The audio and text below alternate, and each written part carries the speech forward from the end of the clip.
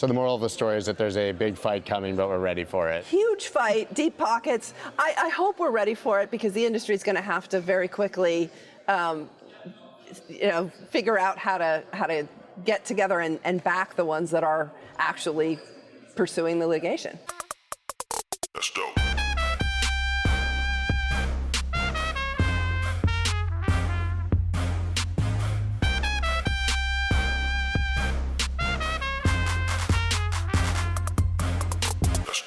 This episode is sponsored by Vauld and Vuori. Please stay tuned for more information on both of these amazing companies later in the episode. There's a big fight coming between regulators and the crypto industry, and I believe that the crypto industry in the United States is ready. Nobody knows better about that than the CEO of Custodia Bank, Caitlin Long, who has been on the forefront of the fight to bring banks into the crypto space. Now, we had a conversation here that was very enlightening. A lot of things I didn't know that were coming. We talked about the SEC and the CFTC, but it's the bank regulators that may be the largest threat to the crypto industry in the United States. She'll tell you why right now. This conference is out of control. Yeah. Right? Even versus it's last year. Yeah. Last year. Yeah. Out of control in the best of possible ways. But you just said, not like Bitcoin of 3 years ago. No, it's not. That's it. I'm a huge Serena Williams fan. I think it's awesome that Serena Williams is here. I didn't know she was involved in crypto at all. It's kind of, there are so many people who are, there's so many celebrities that are here for just the wave of it, I think. And I don't mean to single her out because, of course, there are so many others. And there are, I don't know, 30,000 people here for this. Yeah. I remember the early Bitcoin days where instead of actually, I just put out a tweet about the QR codes, because there's so many QR codes around here, which, by the way, everyone be careful not to scan a malicious. If this is a hacker's paradise, to just set up a random QR code, free crypto here. On the back of your shirt. And then they hack your wallet, so everybody be careful. Rebrand. Can you just catch us up on what's been happening the last few months with obviously launching the business? Yeah. We'll get into regulation after. Let's just talk about the business Well, first. we're getting ready to launch in Q2, so we are in Q2. It's coming up in pretty quickly, and we're walking before we run. We're the proverbial tortoise versus the hare. We're the slow ones that are building the infrastructure for the next 4-year cycle in Bitcoin, the next bull market, and it's literally because the U.S. dollar piece is so critical, and there is a lot of. I think there's a big fight coming between the Bitcoin industry specifically and the regulators over the US dollar access. It's starting behind the scenes. We've been in direct conversations with Fed governors who said it's coming, and so I believe them. I take them at their word. There's a crackdown coming. And by the way, if you've been around Bitcoin for a while, as you have been, every 4-year cycle, there's a banking crackdown at the end of it. Yeah, so this should not shock anybody. That's true. So can you talk more about what that's? I know you can't predict what it's going to look like, and you would never. But what do you, when you say that there's this battle coming? Are we talking about the way stablecoins are structured, or specifically the way that exchanges and such are able to allow customers to move U.S. dollars in and out? Yeah, it's all of the above. And what you're also seeing is that some of the banks are getting involved in lending against Bitcoin, secured Bitcoin lending, and offering trading accounts. You're now seeing community banks offering trading accounts. And I look at that as a hardcore Bitcoiner and say, oh no. They're not even offering that with securities and commodities, and now they're offering it with Bitcoin. That's an invitation to the regulators to come in, and to the bank regulators to come in and say, no, you can't do that. We're not even talking about Gensler here. Yeah, we're not talking about Gensler. We're talking about bank regulators. We're talking about FDIC, OCC, Fed, exactly. Yeah. So, but do you think that they're offering these services with a total YOLO mentality, and we'll see what happens, or do they think they're compliant? Well, it depends, because if you listen to the bank regulators' speeches, and I take them at their word because they have the power to do a lot of things without needing specific congressional authorization, they've been warning about this since November. that this whole bank as a service for fintechs, rent a charter for fintechs. So not just crypto. Not just crypto, that's a great point. It's definitely aimed at crypto, but it is broader than crypto. There is a huge fight amongst the bank regulatory community that wants to bring all of fintech into the bank regulatory realm, make the fintechs go get bank charters, instead of doing what everybody does now, which is funnel through one or two banks, which is really how the crypto industry functions. If we lose one or two of those banks, we lose our US dollar access as an industry. And that's the problem that I've been working to solve. And you don't see it happening right now, but here's the other thing. It won't be on a billboard somewhere. Just like it was in the previous situations, it's quiet. Under the Bank Secrecy Act, the regulators will not tell the banks why they're cracking down, and then the bank, when they close your account, can't tell you why they're closing your account. So you have to just surmise it. You have to put puzzle pieces together as opposed to actually hearing, hey, we're closing your account because you sent money to a crypto exchange. And this wouldn't be the first country that we've seen that happen, and obviously people have had bank accounts closed all the time. Yeah. But now you're talking, I think we've seen it with institutions or companies that have had to find a way to comply. Now you're talking about my bank account, or just your average person who's been banking with someone with a Morgan in the end or beginning of their name or something, and all of a sudden loses their ability to bank. Exactly, and it's not just the businesses; it's individuals.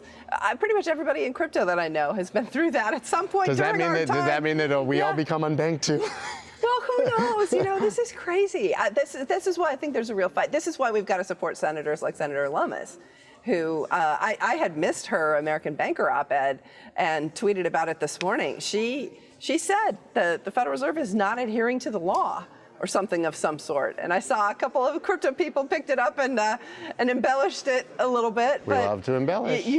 Absolutely, but she's absolutely right. That's exactly what our experience is. That they're just ignoring the statutes that apply to them. And so if the statute's controlled, then all of us would have our banking access. But I mean, we've seen her. Don't seem to think they do. We've seen her, Toomey. Obviously, we now have a cohort. Yep, we do. Right, of senators and Congress people, and it's ever growing. It is. But is it big enough? No, If this fight comes now, are we even close? No, we're not. We're not. And I think the Biden administration, just like the Trump administration before it, had people who were adamantly anti-crypto and adamantly pro-crypto. And so it doesn't really cut across political lines. I mean, we're definitely seeing some it seems more Republican, but there are definitely more progressives and liberals that, I would love to. So there's a woman that I met, Morgan Harper, running for Senate in Ohio as a progressive.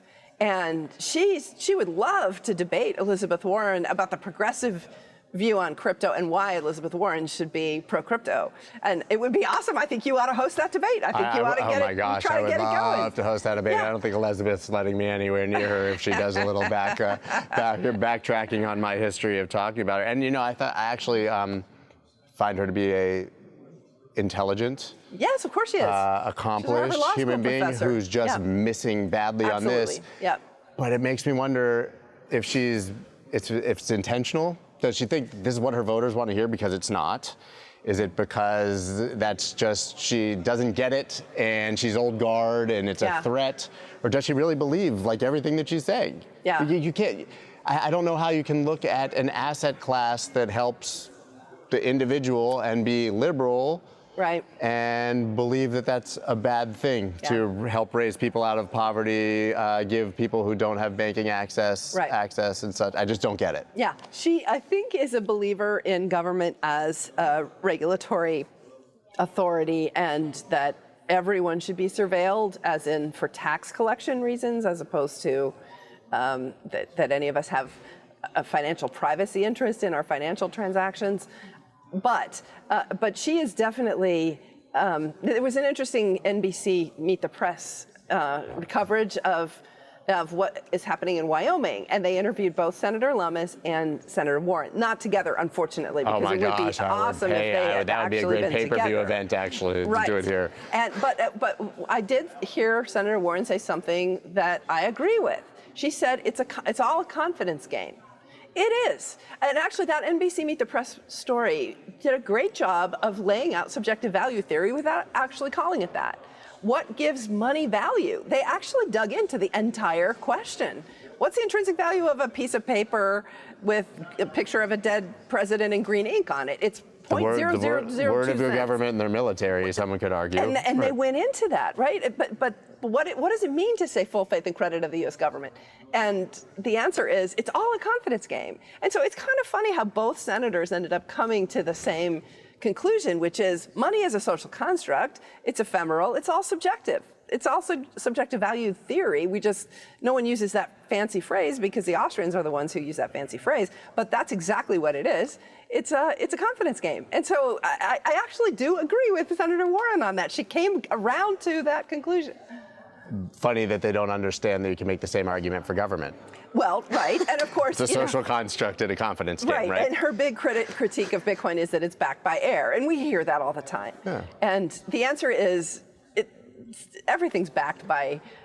She would tell you that it's backed by heavily polluted air with jets flying through and dropping. Actually, it's interesting that the NBC piece did not pick up on the environmental issues. She's dropped it. Yeah, we've moved on to greener FUD fields. Well, and the next FUD, of course, that she talked a lot about was sanctions. Bingo, exactly, yeah. But you run a bank? Yeah. Can an American circumvent sanctions and operate? It's almost like people don't understand what sanctions are. Right. Right, you're cutting them off from the United States economy. You're effectively saying Americans don't do business with them, and no American's going to all of a sudden start sending Bitcoin to Russians. Follow. Absolutely. First of all, it's not in size. So Undersecretary Nellie Liang actually, or Deputy Secretary, I think, is her title, actually said that the U.S. is surveilling all of this and seeing that the money that's going is not in size. We all know it. This is a relatively small market, despite this huge conference. It's still a relatively small market by financial services terms. Great talking point, though. Yeah, it is. Well, but because it's a canard, right? Everyone, it's just the latest on the FUD dice, right? And so of course that's where Senator Warren was going. But I wish she actually was my law school roommate's favorite professor at Harvard Law School. I'm quite sure she's brilliant. I would love to sit down with her and just say, all right, let's do this off the record. Just this isn't for the press. It doesn't go outside this room. Let me answer your questions. Let me answer your questions. Please just hear us out. But we are seeing politicians let us answer their questions, I think, for the first time. Yes. Actually, it was, famously when Sam Bankman-Fried showed up with the poorly tied shoelaces in front of Congress. But that, to me, and it was after the infrastructure bill, of course, when I think politicians realized this was a real issue. Every one of them has. But they were asking. They were actually asking questions. Yes, now. They were. Before they were speaking down. And attacking with their catchphrases, right? It was like everyone was trying to get their soundbite. I do really think that the tide has turned for them caring. Maybe it's because their constituents care, but don't you get the feeling that it has to be on a politician's radar now? Yeah. Well, it is, and we're at a historic time, of course, given the U.S. having blocked a G8 country's reserves. There was just a great article in the Financial Times about that just this morning, about how revolutionary that is. This is a financial war that's being fought, and the U.S. essentially just said, and not just the U.S., most of the Western world, we're literally blocking the $600 billion of their money sitting whether in the they're bank. illegitimate or not. Right, and there are people who I presume are unfortunately, just because they happen to be Russian, that may or may not be connected to what's going on, and yet their property rights are being stolen without due process. So it's not just the entire country; it's individuals who may or may not be involved, and it's just this mass hysteria. I think we're going to look back on this and say it was the modern version of putting all the Japanese in internment camps. Yeah, there's going to be the turning point for how these conflicts are probably approached in the future. It's going to become financial warfare. With legitimate anger on the human rights abuses and the war. If you're just a Russian person who doesn't support this war and you now don't have access to a credit card, bank account, your stocks are zero, you can't trade them, why is that? Guys, I have a serious question for you. How much interest are you earning in your bank account? Is it 0.00001% or something similar? We all know by now that there's a better way in crypto, but you want to be using the best platform possible, and that is Vauld. I have been using it myself now for quite a while, earning the highest interest rates in the industry. 12.68% on stablecoins, 6.7% on ETH and Bitcoin, and earning yield on a ton of other assets. But it's so much more than that, guys. They have a robust exchange. You can swap your coins, and they have the amazing automatic investment plan where you can dollar cost average, or more importantly, buy the dip automatically. We know that when the dip actually comes, nobody buys it because they're scared. Well, you can automate that process now with Vauld. Guys, this platform is absolutely incredible. It does everything. They're backed by Pantera and Coinbase Ventures. You really can't ask for anything more. And if you use the link right down below, you get a 40% kickback on trading fees, 5% commission on interest payouts, and 5% commission on loan interest. Guys, sign up right now at thewolfofallstreets.info/Vauld. That's VAULD. Do it now, seriously. I'm currently wearing the most comfortable clothing on the planet. Are you? Unless you're wearing Vuori, then your answer is obviously no. Guys, if you've listened to my live streams, then you've probably heard me rant and rave about this incredible company. We love them so much that we reached out and did a sponsorship deal after I've already been talking about them for months. Yes, it's athletic wear, but you can wear it almost anywhere, and it's the majority of my wardrobe. Seriously, I wear these clothes all the time. If they would make a tuxedo, I would have worn it to my wedding. And you can feel great about wearing these clothes as well because they're offsetting 100% of both their carbon and plastic footprint. Guys, wearing Vuori is an investment in your happiness and your comfort. I am serious. These clothing are incredible. Get 20% off of your first purchase at vuori.com/melker. That's VUORI.com/MELKER. If you're not wearing these clothes yet, you need to go get them right now. Fair. You know, it's interesting. I went in 2016 on the Trans-Siberian Express. So I actually I've traveled deep into Siberia and all across Russia. It was Moscow to Vladivostok, 2.5 weeks. And it was a tour, so we really didn't get a chance to talk to the average people. Everyone that we talked to was arranged. But it was definitely an interesting experience. I could not use credit cards or ATM cards anywhere in the country, not even in Moscow. And this was in 2016, so 2 years after Crimea.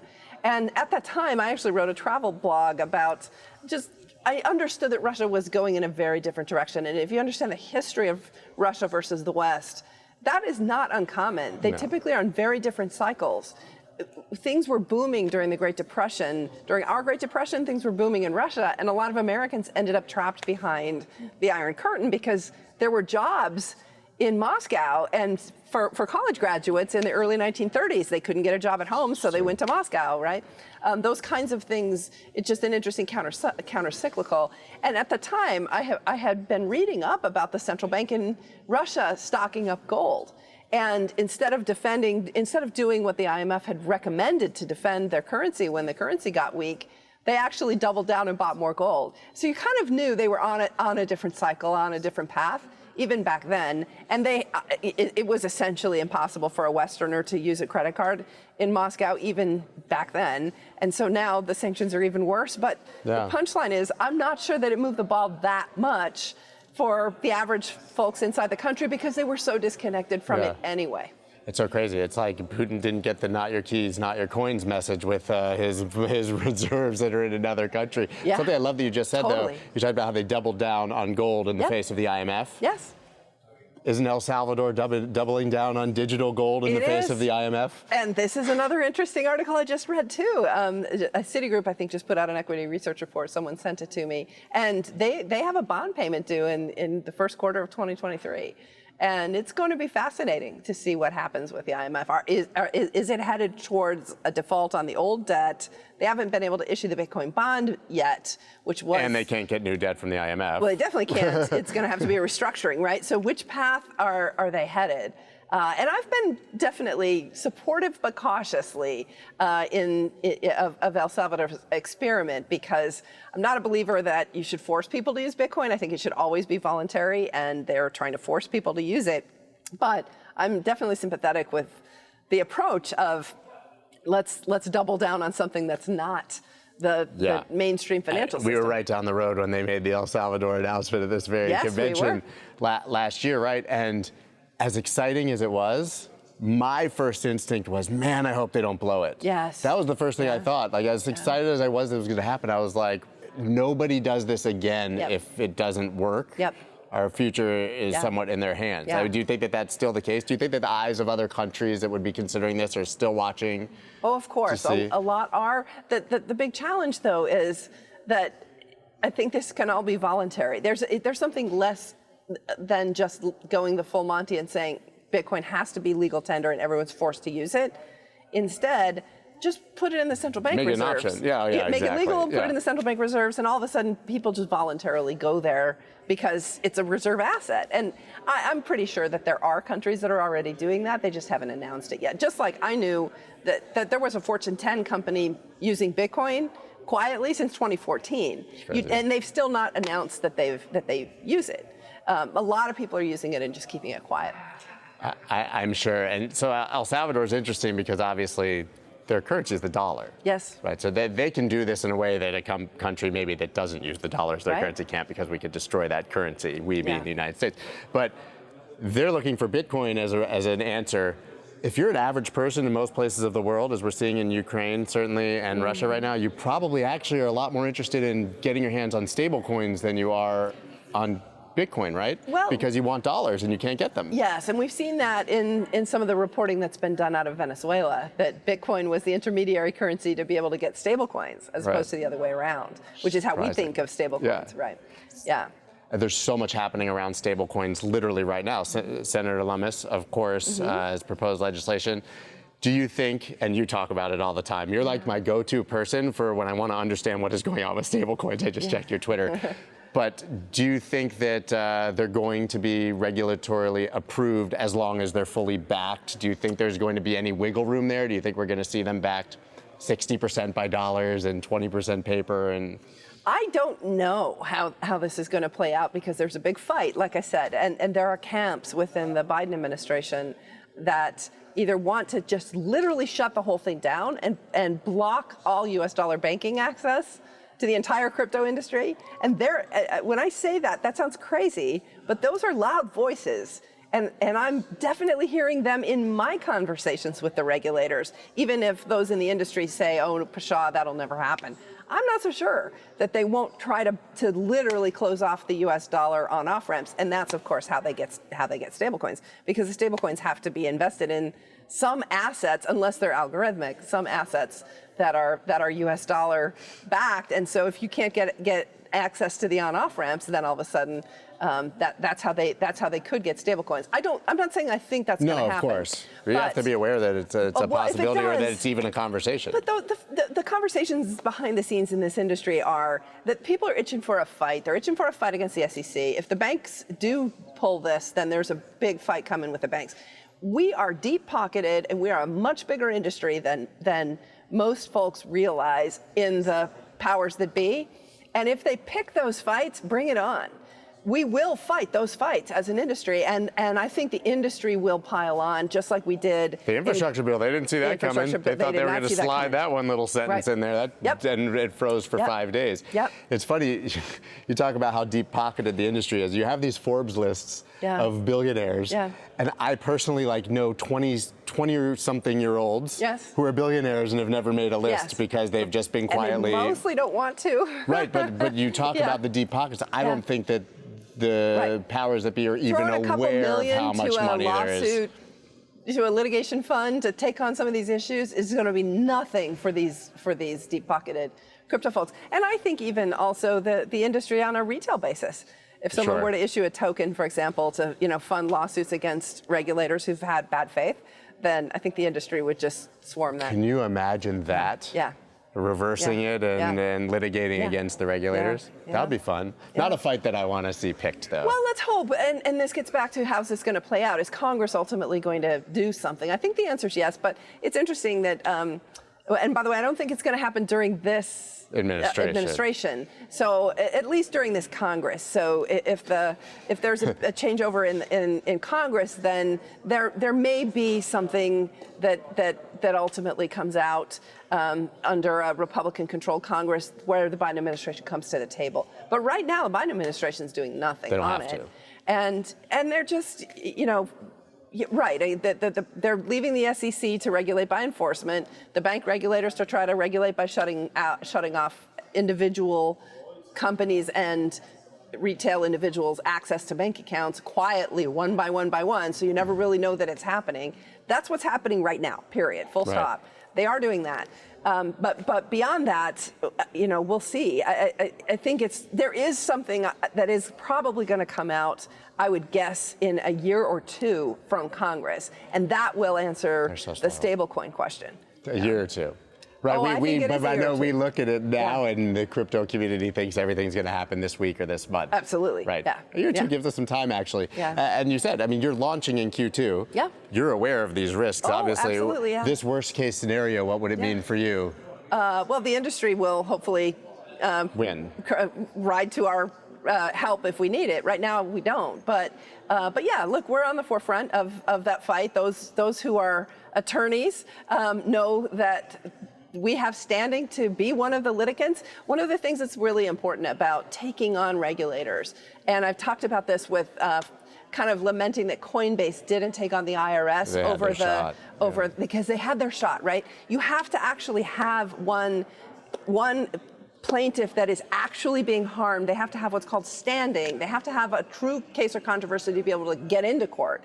And so what you need is the companies that are that are getting the blowback, right? They're the ones with the standing to sue. You can't sue on behalf of the industry. It has to be one or two of the companies. And I saw Grayscale came out and announced that if they don't get the ETF approved, the conversion to the ETF, that essentially, Michael said, we're suing in July, right? I think they're the ones who are willing to take that fight. And that's the point. You've got to have those with actual harm, with an actual case or controversy. They can get into court, and then that's where I would hope that the industry will just gang tackle and go in behind those who do end up taking it on. And they can also make the argument that they're literally themselves offering a subpar product versus what they would be able to offer for the average person. Like, GBTC isn't great. It's ours. It's not great. If we had a spot ETF, this would be so much better for every single person buying this asset. They say that, and they mean it, and they're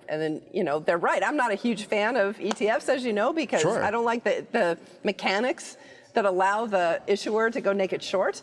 I'd rather have a proof of reserves type structure than ETF. So I've always said the ETF is a double-edged sword. But when the SEC is just arbitrarily blocking it like that, and then the SEC just last week came out and announced unbelievably onerous rules on crypto custody that apply to crypto custody, but not to custody of securities and commodities. Did you see this? I think a lot of people in the industry didn't see it. Everything's going under the radar right now because there's too much happening. Well, right, but it's the insidious stuff. So I was just having this very conversation with someone this morning that, if they come at us, the industry will do what we did in the infrastructure bill again.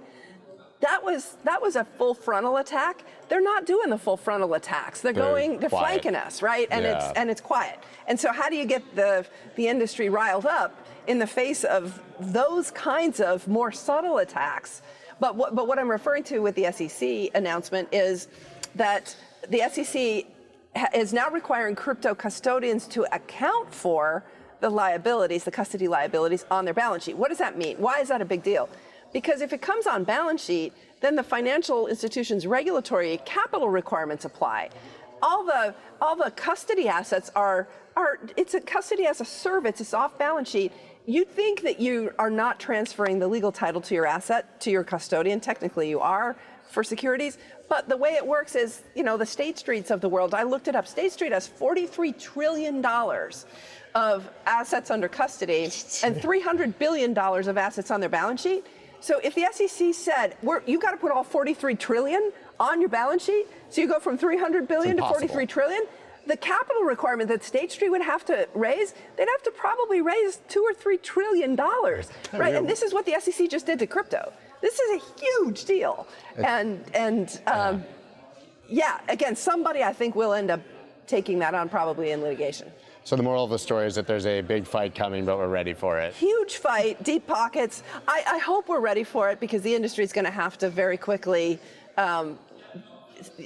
figure out how to get together and back the ones that are actually pursuing the litigation. Well, it's so much better to get perspectives for someone who's actually having these conversations and not the media and the pundits and everyone who's telling us what's actually happening. Yeah. So thank you so much for that. And where can everybody follow you and what you're doing after this conversation? On Twitter, Caitlin Long _ and at custodiabank.com. We are opening in Q2 for our first, again, like I said, we're going to walk slow, but we will take our first customers, knock on wood, in a couple months. And then after we work out the kinks, then we'll open it up for a more broader group of, once we get past that initial group that help us work out all the bugs. But in the world of banking, you're either open or you're not. There's no concept of an alpha or beta launch. So we'll take our first deposit, and my company's going to be the first one that will that will be the guinea pig and make sure that it all works before we open it up for the company. I'm pretty confident to say that you're going to have a long line at the door. We do have a long line. And everybody's pulling for you. Yeah, I appreciate that. Well, I look at us as a utility for the industry. We're trying to solve a problem, which is the lack of US dollar banking services. We really only have 2 banks servicing the industry right now. And if they get the pressure from the regulators, we need others like us who are going to step up and support them, but also take it on. We're cheering for you. Thank you so much. Appreciate it. Good to see you again. You too. Thank you. And in person. In person, finally. Exactly.